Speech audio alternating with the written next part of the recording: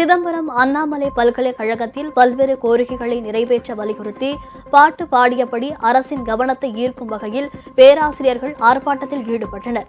7வது ஊதியக்குழு நிலுவைத் தொகையை வழங்கிட வேண்டும், அரசு முத்தரப்பு பேச்சுவார்த்தை நடத்தி குறைகளை போக்க வேண்டும் உள்ளிட்ட 5 அம்ச கோரிக்கைகளை வலியுறுத்தி அப்போது அவர்கள் கோஷங்களை எழுப்பினர்.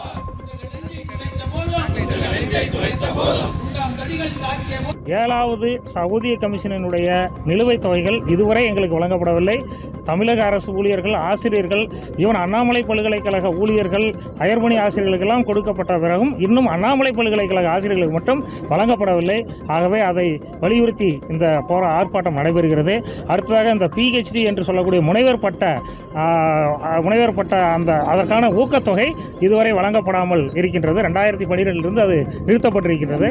அடுத்ததாக இந்த அப்சார்ப்ஷன் என்று சொல்லக்கூடிய எங்களது அயர்பணி ஆசிரியர்களை ஆங்காங்கே பணிபுரிகின்ற இடங்களில் அந்தந்த கல்லூரிகளில் அந்தந்த கல்வி நிறுவனங்களிலேயே அவர்களை அப்சார்ப்ஷன் செய்ய வேண்டும்.